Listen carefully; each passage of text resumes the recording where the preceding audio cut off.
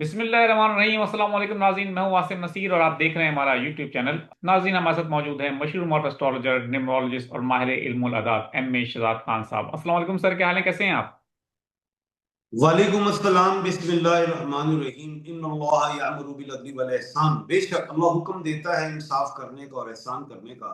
अल्लाह पाक का बड़ा करम शुक्र अल्हम्दुलिल्लाह। अच्छा सर, आपने हमेशा से एक पेशन गोई की है। जब 26 नवंबर का वाकया हुआ था उस वक्त भी और उससे पहले भी हमने आपसे जब पूछा कि खान साहब की राय के हवाले से आप बताएं कि रास्ता क्या निकलेगा, ताकत के जरिए जो एहतजाजी तहरीक के जरिए जो खान साहब की रिहाई करवाई जा रही है वो आप बेहतर समझते हैं या मुज़ाकरात या डायलॉग के जरिए? आपने हमेशा से ये पेशन गोई की है कि डायलॉग के जरिए ही कोई रास्ता निकलेगा, और डायलॉग के इनकार भी हुआ, लेकिन एक इंकशाफ किया राना सनाउल्लाह ने कि खान साहब को 2 दफा डील ऑफर की गई, डायलॉग की कोशिशें हुई, तो डायलॉग की बातें तो हुई हैं। अब भी कहा जा रहा है कि हो सकता है कोई बैकडोर राब्ते हों, डायलॉग हो रहा हो, लेकिन आप क्या समझते हैं खान साहब की रिहाई के हवाले से? डायलॉग स्टिल अभी तक आप ये समझते हैं कि खान साहब की रिहाई जो है, या खान साहब को रिलीफ, पीटीआई को रिलीफ, जो उनको सियासी स्पेस नहीं हासिल हो रही, वो डायलॉग के जरिए होगी या ताकत के जरिए होगी? क्योंकि सोहेल आफरीदी साहब ने कहा है कि एक फोर्स तश्कील दी जा रही है खान साहब की रिहाई के लिए, और ईद के बाद खबरें इस तरह की हैं कि दमादम मस्त कलंदर होगा। क्या समझते हैं आप? बिस्मिल्लाह। देखें बेटा, बात यह है, इंडिया और पाकिस्तान की जब जंग हुई है तो उसमें पाकिस्तान नो डाउट जीता और पूरी दुनिया में नाम हुआ।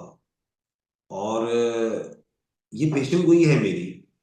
इंडिया की जब हुकूमत चेंज होगी, मोदी सरकार जब जाएगी, कांग्रेस आएगी, तो डायलॉग होंगे, निगोशिएशन होगी। इंडिया पाकिस्तान के दोबारा बॉर्डर खुल जाएंगे, दोबारा ट्रेड शुरू हो जाएगी। इंडिया और पाकिस्तान की बात कर रहा हूं, यानी कि दुश्मन है बहुत बड़े आपस में। दुश्मनी हमेशा इंडिया ने की है, हम तो पुरअमन लोग हैं। अब बात यह है कि अब सुहेल अफरीदी साहब जो है एग्रेसिव होके फ्रंट फुट पे आना चाहते हैं। ये एक सियासत का एक समझ ले एक पता है। दो लोग होते हैं, एक फ्रंट फुट पे आता है, एक बैक पे रहता है। नहीं नहीं, बैठ के बात करते हैं, बैठ के बात करते हैं। सुहेल अफरीदी साहब गलत डायरेक्शन पे हैं। एक वो है, चलो वो तजिया कर लें, लोग कर लें, टीवी है मौजूद है, मैंने तो तजिया नहीं करना। सुहेल अफरीदी साहब 1/3 के खाने के मालिक हैं। इनके पास कोई पावर नहीं। इनकी इतनी पावर है कि वो खान साहब को नहीं मिल सके। उनकी इतनी पावर है कि 9 मई का मामला उन पे आ जाएगा अगर वो थोड़ा सा फ्रंट फुट पे गए। इनकी इतनी पावर है, और एक्टिंग की और आगे गए तो जो है गवर्नर आ जाए।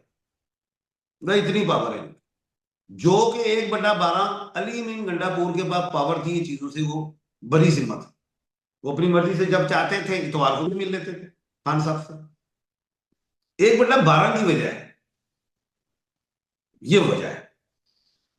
बात ये है, एग्रेसिव होके सुहेल अफरीदी साहब अपनी सीट गंवाएंगे।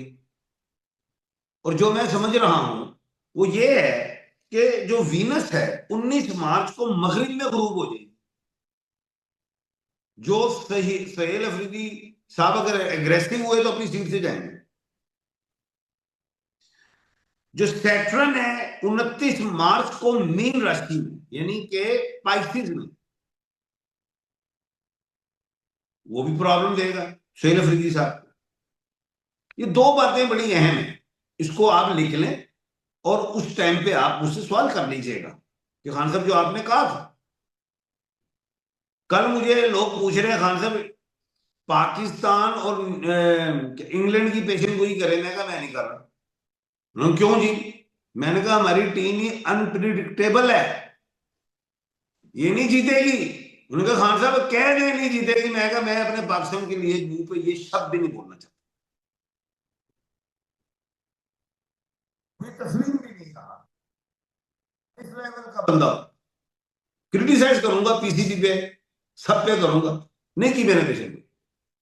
और बेशुमार चैनल्स वाले बैठे हैं, वो गवाह हैं कि मैंने कहा था लिया वो जो है इंग्लैंड जीत जाए। इसी तरह मैं ये कह रहा हूं, अपनी बात पे अटल हूं। मुज़ाकरात से खान साहब आएंगे। और दूसरी बात मैंने कहा था 3 इंजेक्शन लगेंगे। पहला लग गया, दूसरा लग गया, तीसरा भी लगेगा। इसका मतलब यह खान के रेटिना में मसला है। अब ये डॉक्टर बताएंगे स्टीरॉइड दे रहे हैं कि नहीं, वो तो वो बताएंगे। बात ये है, आज खान साहब की एक बहन गिर गई, नूरीन बाजी। खुदा ना खासा ज्यादा चोट लग जाती थी, इसी वजह से पेरोल पे भी आ जाते खान साहब। लेकिन खैर, जो फ्रेश ग्राउंड यही है कि खान साहब की शिफ्टिंग है, होगी। बाबूजी को, पीडीएम को बयानिया नहीं मिलेगा। मैंने कहा था निचली अदालतों में हर जगह आप खान साहब की बेल अप्लाई कर दें। जमानतें होंगी, 7 जमानतें हुई आज, 7। बाकी जहां से रिजेक्ट होंगे, हाई कोर्ट या सुप्रीम कोर्ट, वही दरवाजा है। ये एम ए शहजाद खान फिर कह रहा, और मैं पीटीआई की लीगल टीम को कह रहा हूं जो खान के साथ। जी। सर आप क्या समझते हैं सोहेल आफरीदी के हवाले से? तो आपने बता दिया कि आपको लगता यही है कि अगर वो मजीद फ्रंट फुट पे खेले तो उनका इक़्तिदार भी खतरे में पड़ सकता है।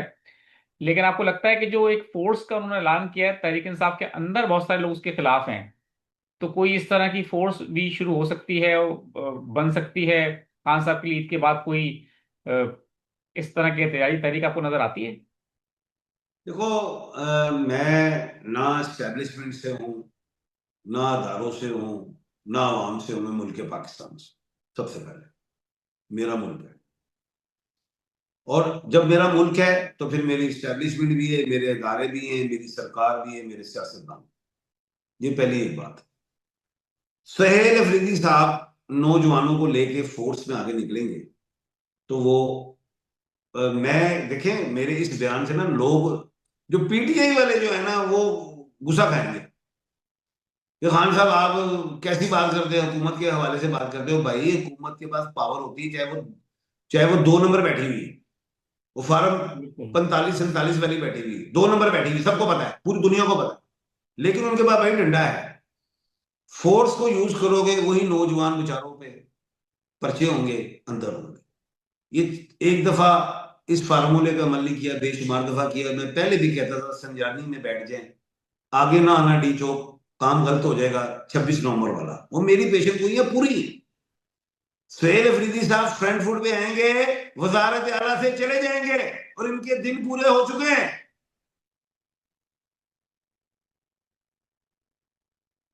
इमरान खान की बात करें, इमरान खान साहब आ रहे हैं नहीं, सवाल ये पूछें।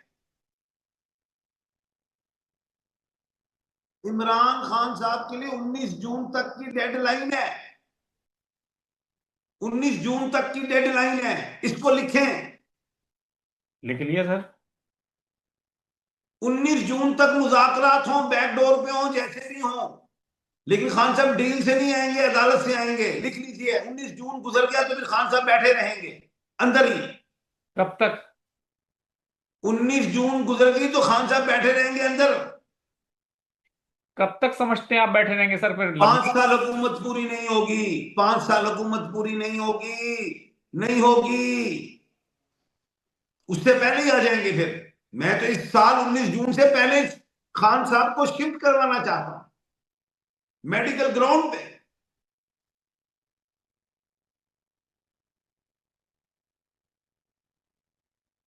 जी। सर आपने अभी कहा 19 जून तक की डेडलाइन के हवाले से, अगर 19 जून का, मेरा सवाल ये है कि 19 जून तक अगर नहीं आया तो फिर आप क्या समझते हैं कि वो मजीद 1-2 साल और जेल में रहेंगे? नहीं, फिर 26 जुलाई को सैटर्न रेट्रोग्रेड हो जाएगा। शनि, जिसे जोहल कहते हैं, वो रेट्रोग्रेड हो जाएगा। वो हुकूमत को भी तकलीफ देगा, वो अपोजिशन को भी तकलीफ देगा। मुल्क पाकिस्तान में सियासी अदम इस्तेकाम बढ़ जाएगा।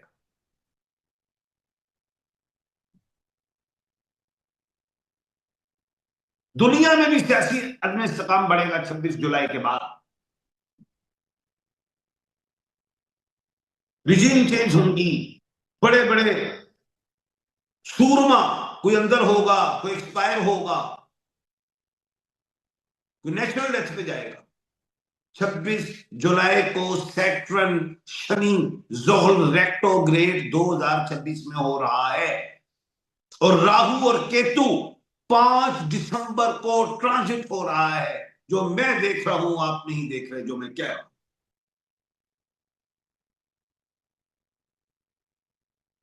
बिल्कुल ठीक है। बिल्कुल ठीक है सर।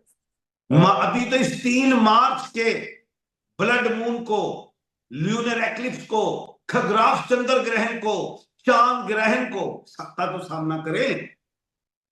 जो मंगल वाले दिन है, जो चांद 5th हाउस में है, जो ल्यू का है जहां पे, और ल्यू का जो स्टार है वो तो सूरज है, ये साल सूरज का है। 3 मार्च के बाद भी देखना दुनिया में क्या तबाहियां होने जा रही। तो इसलिए हम अपनी सफे सीधी कर रहे हैं। बिल्कुल ठीक है।